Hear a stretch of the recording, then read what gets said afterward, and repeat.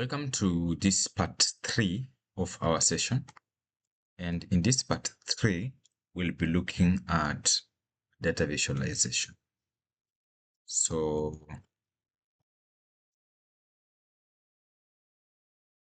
data visualization.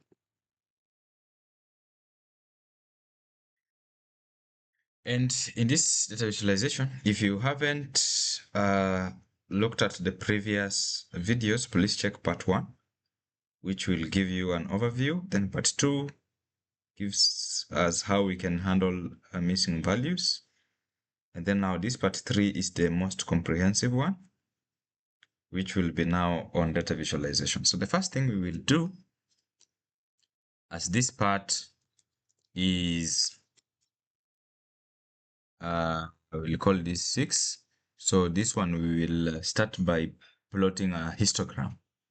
Histogram of ozone. So histogram of ozone concentration.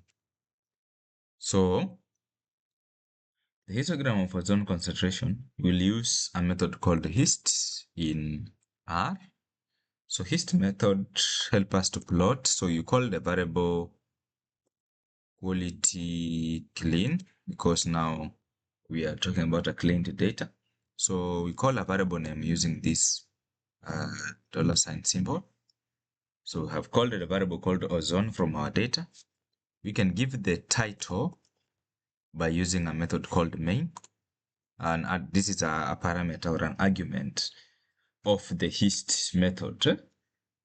So we give the title in quotes, say distribution of ozone concentration. And we can give the x-axis. Can give the x-axis by calling x label. We call it x lab. It stands for x label. We can give it ozone. And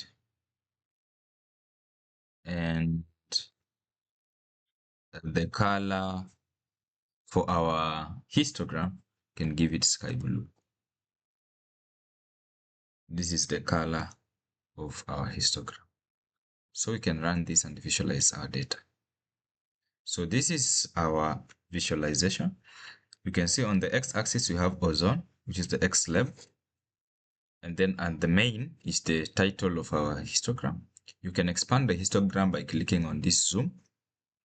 Or you can also export this histogram if you want as a PDF.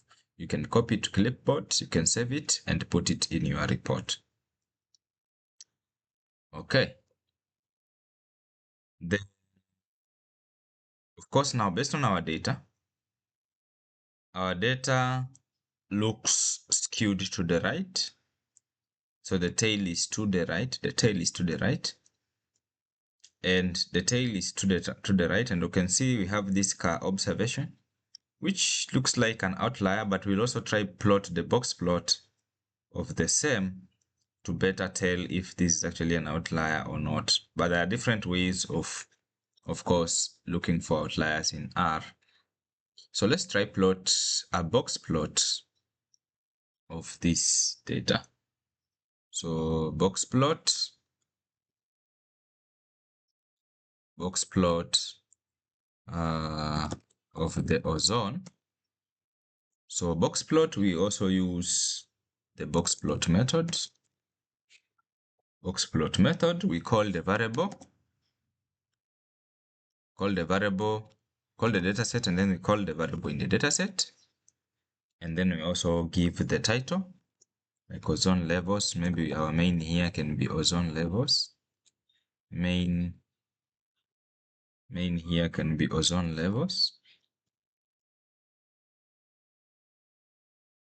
And the color, can give the color, can give like an orange color.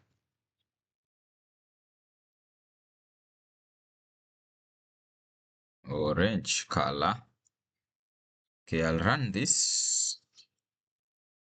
So we see the box plot here, as we also saw previously in the histogram. that there are some observations that tend to look like we kind of have outliers. And as we can see here, we have like two observations that look outliers. Also, this is a box plot. So this is the minimum value, this is the maximum value, and this is the first quantile. This is the second quantile, it's median, and this is the third quantile, and this is the max. So these are called whiskers. So any value that tends to be outside these whiskers is called an outlier. So you can see we have two outliers here. So there's also different ways of handling outliers, including standardization of the dataset or even dropping those outliers.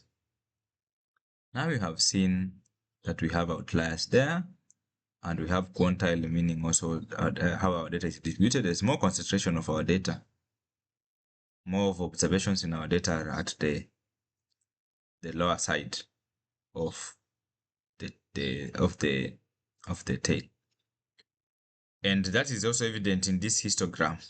When we run this histogram, you can tell that most of the observations are actually the lower side. That's why it's pulling the mean to be in this range.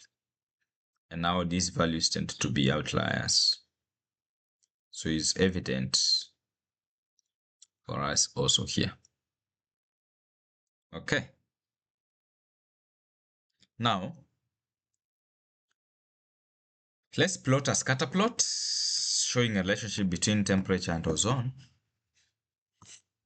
So we'll have number 8, scatter plot. So scatter plot is kind of a plot that we use scatter plot between temperature and ozone. So we just want to check, is a plot we use for looking at the relationships we have between two variables that are, of course, numeric variables. So we want to check if there are any relationship between ozone concentration and the temperature. So we'll use a method called plot, and we are going to call the two columns, like the two variables, which is the ozone, of course, the temperature as said, temperature and ozone. Of course, temperature is independent variable in this case, ozone is the dependent variable in this case, but that doesn't matter in the plot of the scatter plot. But however, you can choose what, of course, is good to know what needs to represent what, especially on the x-axis and on the y-axis. So we'll call temperature, and maybe our title, which we put in main, we put our title in main, is temperature versus ozone concentration, and we give the x-axis label xlab, which is like the x-axis title. The x label will be temperature, because we said it's the independent variable. So temperature is the independent variable, and y label will be the ozone, because this is the dependent variable, ozone. And we can give the color to our visualization. Maybe we can plot first, and then we can add more other variables. So you can see that this is our visualization showing the relationship between the ozone concentration and temperature. And we can add some, at least to make it beautiful, but of course we'll have a session on advanced a visualization to see how we can plot more advanced visuals using ggplot. So we can add the pitch, and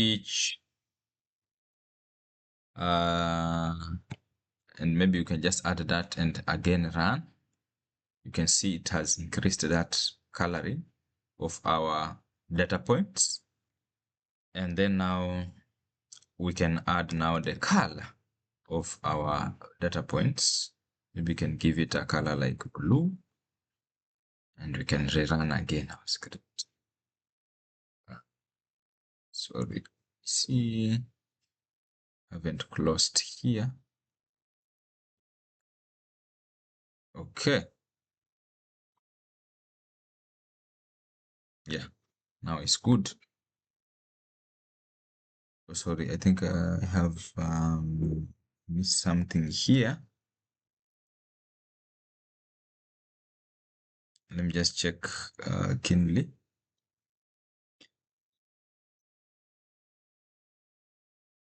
Okay, so there is this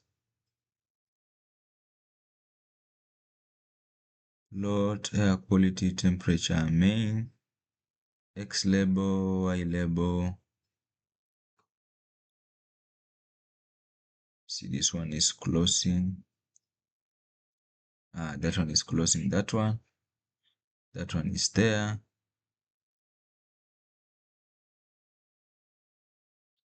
Okay.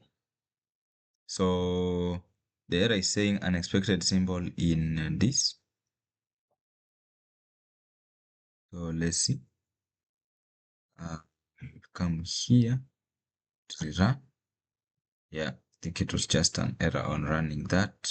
I just wanted to run the very last line. So you can see that this is now blue coloring. So from here, it's evident that in correlation, of course, now talking about scatter plot, we can see that when temperature increases, the ozone also increases. And that is actually true. If you want, like, let's say to add a trend line to our visual,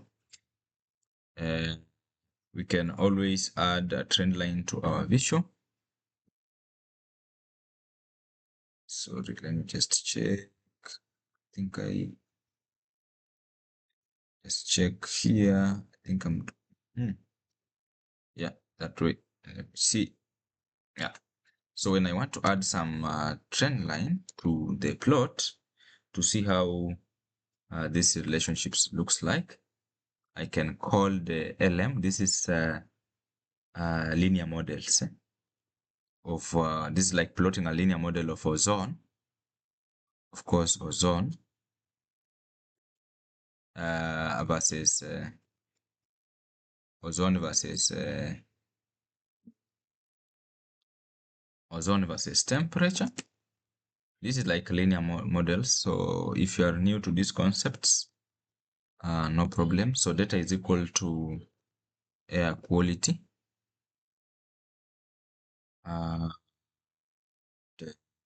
Can give some color for our trend line, say red, and we can give the width of our line. Our line we need to be like 2.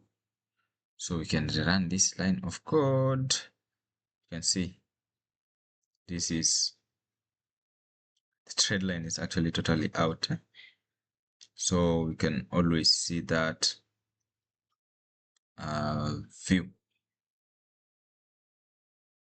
Okay, of course. Let's see. So we are plotting temperature. Let me see if everything is okay on our data points, because doesn't make sense. Temperatures units don't make sense. Let me see first the temperature. Okay, the temperature values are high. Yeah, okay. Yeah, so that's why it's making that kind of an axis. But however, when one unit increases, another one increases, but we will cover this in another project in depth. This one on linear models, because there is also some conditions that this needs to meet. We call them assumptions. So higher temperature generally corresponds to higher ozone level, as we can see from this particular kind of a plot. So at the same point, this is data visualization. We can, in the next video, do some correlation analysis. This one was more of the scatter plot visualization, but we can do now this correlation analysis in the next video. And also, we'll also have a session for better visualizations as well of these datasets. See you in the next. So this is basic data visualization in R.